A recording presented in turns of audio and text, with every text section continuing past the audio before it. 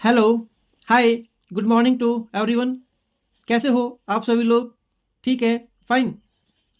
My self Akshay Kumar from excellent opportunities. और मेरा mission simple है, आपको सिर्फ इंफॉर्मेशन नहीं बल्कि कॉन्स्टिट्यूशनल इंटेलिजेंस देना। आज का वीडियो सिर्फ एक बिल की कहानी नहीं है, ये इंडिया के कॉन्स्टिट्यूशन के अंदर चल रही एक साइलेंट पावर स्ट्रगल की कहानी है।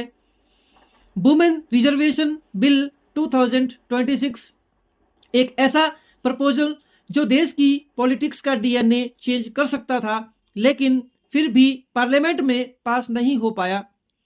क्या वजह सिर्फ पॉलिटिक्स है या कॉन्स्टिट्यूशन के अंदर ही कुछ ऐसा स्ट्रक्चरल चेंजेस है जो इस बिल को रोक देते हैं?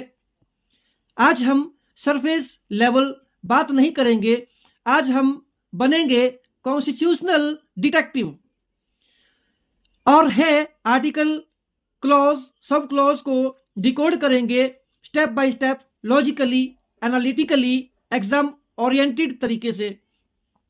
अगर आपने चैनल को सब्सक्राइब नहीं किया है अभी तक तो अभी चैनल को सब्सक्राइब कर ले, ताकि आपके पास इस तरह की अपकमिंग अपडेटेड वीडियोस जो है वो पहुंचती रहे, नॉलेजफुल आपके लिए रहे एग्जामिनेशन पॉइंट ऑफ व्यू से। और वीडियो को एंड तक जरूर देखें। सबसे पहले एक बेसिक सवाल, इंडिया में कोई भी लॉ कैसे बनता है ये समझना जरूरी है, क्योंकि इसी प्रोसेस में हिडन बैरियर्स एग्जिस्ट करते हैं। Introduction of bill, article 107। इसी आर्टिकल के अकॉर्डिंग बिल लोकसभा या राज्यसभा किसी भी हाउस में इंट्रोड्यूस हो सकते हैं। मिनिस्टर्स या प्राइवेट मेंबर्स दोनों इंट्रोड्यूस कर सकते हैं। अगर पॉलिटिकल सपोर्ट स्टार्टिंग स्टेज पर वीक हो तो बिल वहीं से फेल हो सकता है।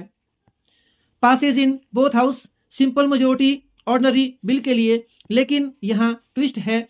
Women reservation bill, constitution amendment bill, article 368, ये सबसे क्रिटिकल प्रोविजन है। 2/3 मेंबर्स प्रेजेंट एंड वोटिंग, मतलब कि 50% टोटल मेंबरशिप चाहिए। यहाँ से पॉलिटिक्स स्टार्ट होती है। अगर एक भी मेजर पार्टी अपोज करे तो bill fail. Article 108, joint sitting possibilities, but important, constitutional amendment bill के लिए जॉइंट सीटिंग अलाउ नहीं है। यही सबसे बड़ा ट्रैप स्टार्ट होता है। अगर राज्यसभा एग्री नहीं करती, बिल डायरेक्टली अटक जाता है। और फिर बात आती है प्रेसिडेंट असेंट का, जो कि आर्टिकल 111, प्रेसिडेंट के साइन के बाद ही बिल एक्ट बनता है। स्टेट रेटिफिकेशन, आर्टिकल 368 का फेडरल क्लॉज, अगर बिल स्टेट को अफेक्ट करता है 50% स्टेट्स की अप्रूवल चाहिए। इंडिया फेडरल सिस्टम, स्टेट्स का पॉलिटिकल अलाइनमेंट्स डिफरेंट होता है, डिले ऑलमोस्ट सर्टेन। अब समझते हैं कि ये बिल कॉन्स्टिट्यूशन के किस स्ट्रक्चर को चेंज करता है। आर्टिकल 330 और article 332 currently SC ST reservation exist करता है। बिल प्रपोज करता है वुमेन के लिए 33% रिजर्वेशन। ये सिर्फ एडिशन नहीं, ये पावर रिडिस्ट्रीब्यूशन है।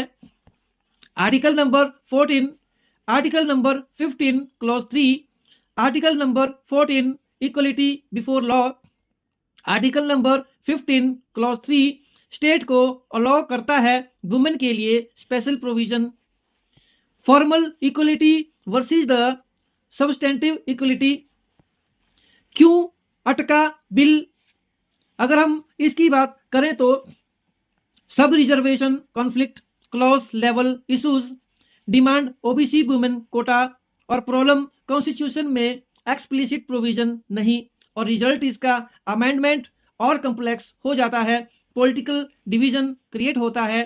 Delimitation, the hidden constitutional bomb, article number 82, article number 117।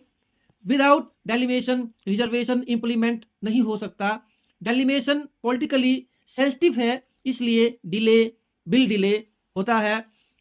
और फेडरल स्ट्रक्चर क्लैश की बात करें तो आर्टिकल 368 स्टेट रेटिफिकेशन, स्टेट का अप्रूवल जरूरी, पॉलिटिकल डाइवर्सिटी डिसएग्रीमेंट। और article number 14 versus the reservation, philosophical question है, क्या इक्वलिटी का मतलब स्ट्रेट सेम ट्रीटमेंट होता है या अनइक्वल को इक्वल बनाने के लिए स्पेशल सपोर्ट। ये बिल पार्लियामेंट में फेल नहीं हुआ, ये फेल हुआ है कॉन्स्टिट्यूशन के अंदर चल रही एक विजिबल पावर नेगोशिएशन में। तो कॉन्स्टिट्यूशनल अमेंडमेंट आर्टिकल 368 और article number 14, article number 15 clause 3 और आर्टिकल नंबर 330 और आर्टिकल नंबर 332 और आर्टिकल नंबर 82 और article number 170। Concept substantive equality, political representation और फेडरलिज्म। अगर आप कॉन्स्टिट्यूशन को रटना नहीं समझना चाहते हो तो चैनल को सब्सक्राइब करो। मैं हूं अक्षय कुमार और यहां आपको मिलता है रियल एनालिसिस एग्जाम स्ट्रेटेजी। आपके हिसाब से सबसे बड़ा रीजन क्या है कॉन्स्टिट्यूशन या पॉलिटिक्स? कमेंट करें, अपना आंसर लिखो और मिलेंगे नेक्स्ट वीडियो में पार्ट 2 में, जिसमें हम डिस्कशन करेंगे इसके और भी लूप होल्स का कि बिल अटका क्यों, ऐसा क्या कॉन्स्टिट्यूशनल प्रोविजंस है, ऐसे कौन से डायरेक्टिव्स है, ऐसा कौन सा आर्टिकल्स है, उन आर्टिकल में क्या है जो कि आपको एग्जामिनेशन पॉइंट ऑफ व्यू से जो है आपको टॉपर बनाता है, आपको एनालिटिकल बनाता है, आपको रीजनिंग देता है और आपका एग्जाम जो है क्वालिफाई करता है। Okay, thank you. जय हिंद, जय भारत। इसी के साथ मिलेंगे नेक्स्ट अपकमिंग अपडेट्स के साथ।